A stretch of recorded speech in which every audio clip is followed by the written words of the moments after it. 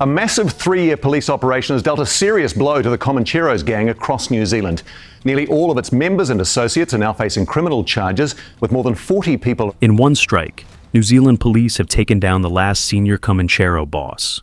A man accused of moving hundreds of kilos of meth and cocaine is now behind bars. Nearly 140 charges, 3 years of non-stop raids, a gang empire shaken to its core. But the real question is, what happens next to the underworld when the top falls? Background build-up. The Comanchero Motorcycle Club didn't start in New Zealand.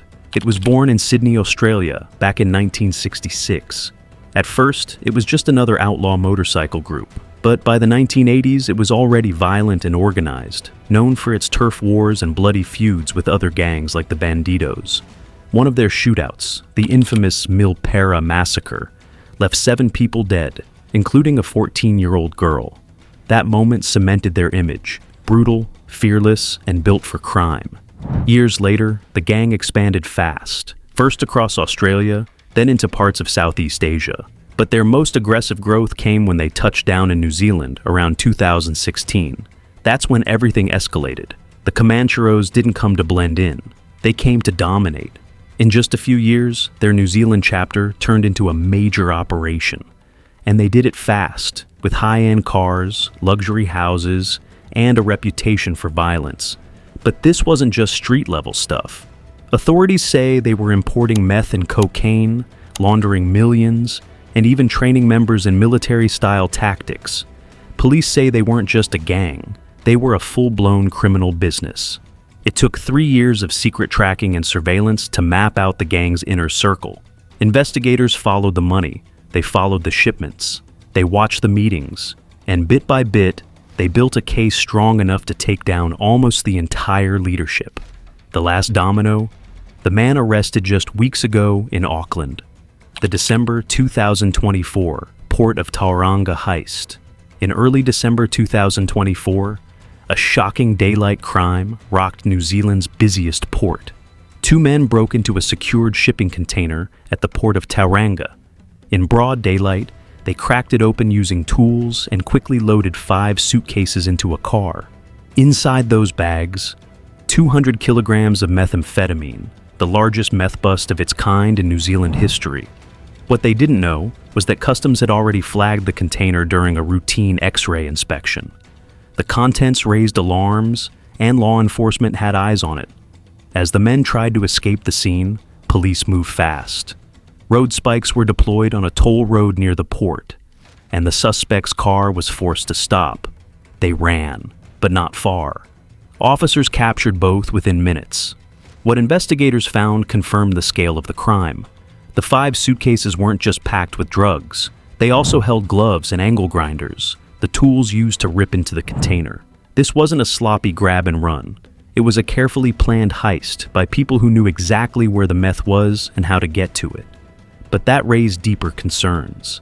How did they know which container to target? Who told them when to strike? Police pointed to an insider threat, suggesting someone inside the port or with access to shipping data may have helped coordinate the break-in. Over the next few days, 2 more suspects were arrested during raids across the region. 4 men were ultimately charged in connection with the heist. The charges included drug importation, burglary, and possession of criminal tools. The entire operation was part of a joint effort between New Zealand police and customs, and it sent shockwaves through the country's law enforcement community. To understand just how serious this was, 200 kilograms of meth equals around 10 million street-level doses. The estimated street value? About $75 million. But the social damage meth brings goes far beyond dollars. Experts estimate this single shipment could have caused over $200 million in harm to families and communities. This bust wasn't a one-off. It exposed something deeper. Organized criminal groups exploiting weaknesses in port security. While ports are secured with cameras and fences, drug syndicates often rely on corrupt insiders, weak checkpoints, or simple gaps in communication. In this case, the fact that the burglars struck the exact right container before it was officially intercepted suggests planning and precision far beyond guesswork. Police described the event as a major disruption to New Zealand's meth supply. In regions like the Bay of Plenty, where meth has already taken a heavy toll, cutting off that pipeline was a significant win. But officers made it clear, one bust doesn't solve everything. They're now focused on locking down the port, finding any insiders, and preventing this kind of breach from happening again. Officials also warned that New Zealand has become a high-value target for drug trafficking networks. With a relatively small population and high street prices for meth and cocaine, it's a prime market for smugglers.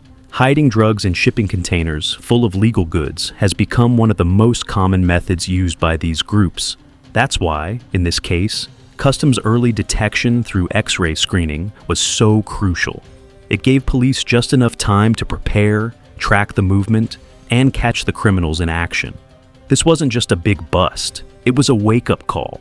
If organized crime can reach this deep into one of New Zealand's most secure trade hubs, how many other shipments might have slipped through before? How many more insiders are out there? The Tauranga heist wasn't just about drugs.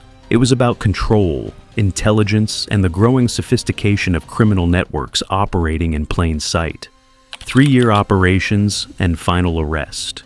From 2021 to late 2024, law enforcement waged a sustained multi-phase campaign to dismantle the Comanchero gang's grip in New Zealand.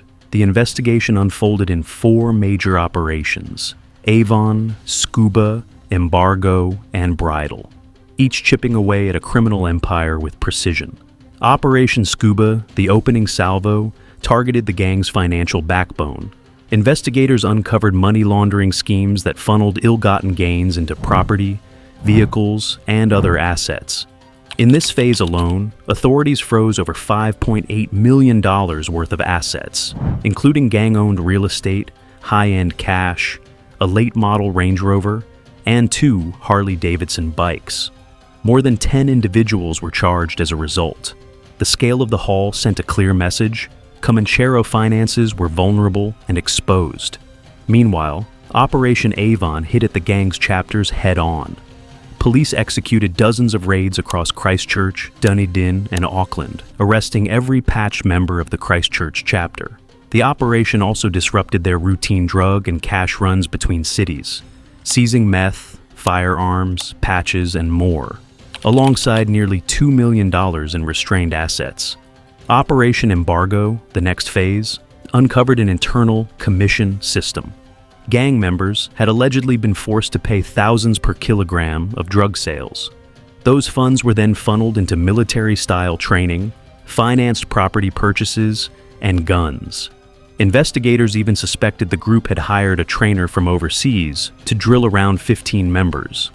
The final phase, Operation Bridle, linked directly back to the high-profile Port of Tauranga meth bust. It drew a straight line from the violent port heist in December to senior gang figures, implicating them in organized transnational drug importation. When it was all tallied, investigators had filed a staggering 137 criminal charges. Those targeted ranged from office holders to patched members and prospects, effectively dismantling the gang's administrative core. The collective impact surpassed anything seen in New Zealand since earlier anti-gang efforts. Then came April 9th, 2025, the culmination. In the quiet Auckland suburb of Hawick, police moved in on one final figure, the Comanchero's national vice president, the last senior leader not yet facing charges. At 36 years old, he was arrested for his alleged role in organizing the meth import through Tauranga, as well as coordinating a separate cocaine import earlier in the year. His arrest marked the end of the long-running enforcement campaign, a full sweep of the gang's leadership. In one decisive moment, nearly all top-tier members were under legal fire. The charges he faces are as serious as they sound. He's accused of importing methamphetamine, attempted cocaine possession for supply, and participating in an organized criminal group.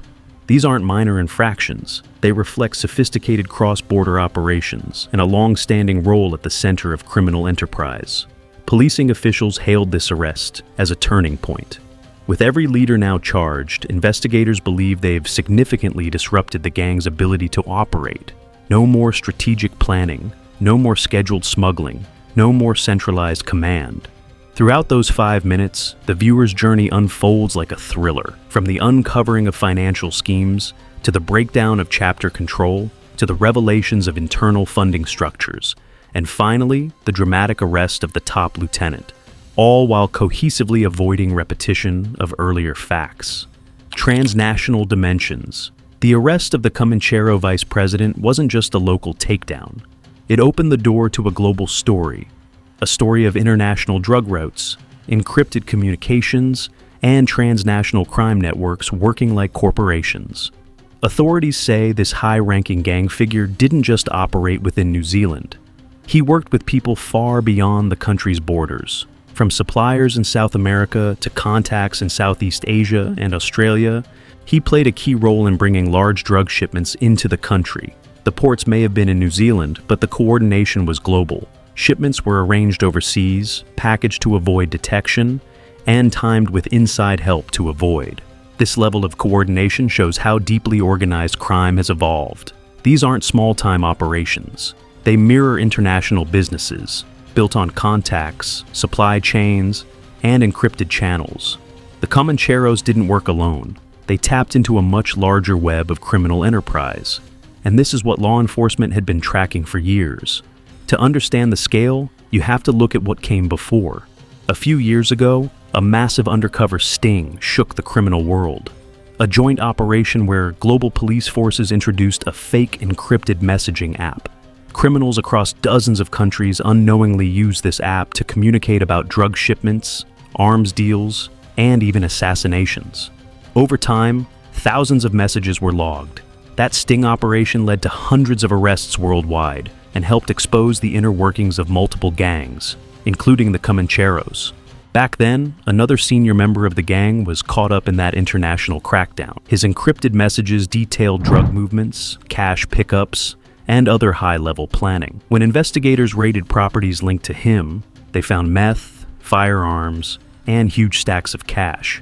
It was proof of just how connected the gang was and how deeply involved they were in international trafficking. The recent arrest in Auckland follows that same thread. Authorities believe the man was involved in a major meth shipment and had a hand in an attempted cocaine import as well. But it's more than just drugs. What stands out is the structure. This wasn't street-level crime. This was logistics, contacts in foreign ports, coordination with shipping companies, knowing which containers to target and when they'd arrive. The man arrested didn't act alone. That's what makes it so serious. He's believed to have been a central node, receiving information, passing instructions, and moving large amounts of drugs without ever touching them himself. That's what defines modern organized crime. It's clean, professional, and it often hides in plain sight. What makes it even more dangerous is the use of technology. Encrypted phones, disappearing messages, burner devices. These tools allow gangs to communicate instantly, securely, and globally. That's how they stay ahead. But operations in recent years have shown that even encrypted apps can be cracked, and when they are, entire networks can collapse overnight. It's also important to understand how the Comancheros operate beyond New Zealand. In Australia, they've been tied to large-scale cocaine and heroin shipments. Some members have been caught trying to import multi-ton quantities. Others have used businesses as fronts, bike shops, gyms, even financial services to wash dirty money. In Southeast Asia, members have reportedly coordinated drug deals and attempted to grow their influence by forming alliances with local traffickers. So this isn't just about one gang member in Auckland.